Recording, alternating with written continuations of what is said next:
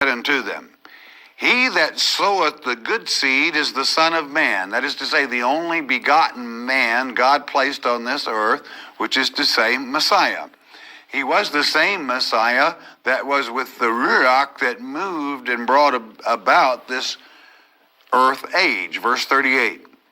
The field, now he's explaining what the field is. The field is what? Well, it's the back 40. No, listen to the word.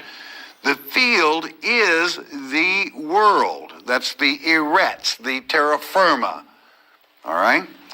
The good seed are the children of the kingdom. In other words, the good seed that were planted were the children, the offspring of the kingdom, but the tares are the children of the wicked one. Well, now, I wonder who the wicked one is, someone might say. Well, surely you know who the wicked one. When one is placed, it means the leader of the wicked. And of course, that's the devil. That's Satan, Lucifer, the serpent, any name you wish to call him by. It just so happens when the seed was planted, that it was planted in the garden, as Christ is explaining. And it is the seed, so to speak, the seed of the serpent. Now, many people go, oh, that's a bad saying. Just because a few unlearned think that the serpent seed is a bad teaching, they show their ignorance concerning God's word, because it is a teaching of Jesus Christ, not man. That's what he's talking about here.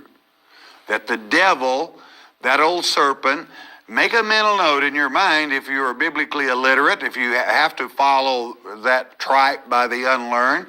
Note Revelation chapter 12, verse 7, and catch the names of Satan, the old dragon, the devil, the serpent in the garden. All right? That's all it means. All right? That's his name.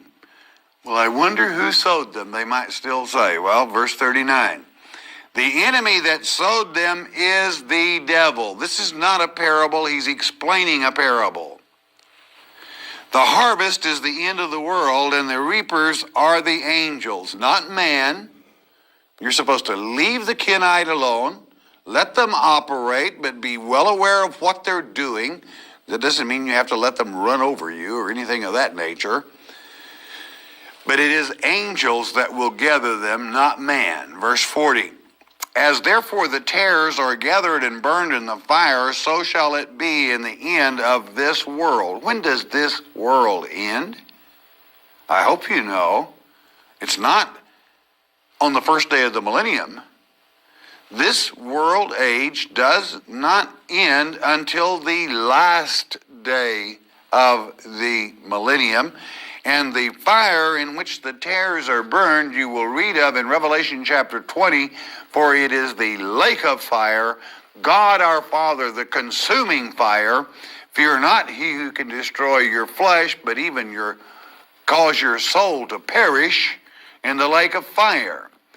Now, even that having been said, and the reason it's done at the end of the millennium, because it is written, inasmuch as they will also be present in the millennium, it is written in Revelation chapter 3, following verse 10, that every knee shall bow, and that even those that claim to be of our brother Judah, but in fact are liars and are the synagogue of Satan, are his seed, his children, the tares, will worship at your feet. Why? Because you're at the feet of Christ. They're worshiping Messiah.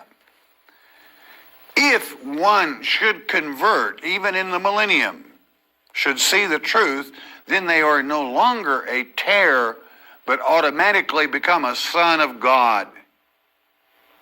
All right? In other words, what I'm telling you is salvation is open to whomsoever will.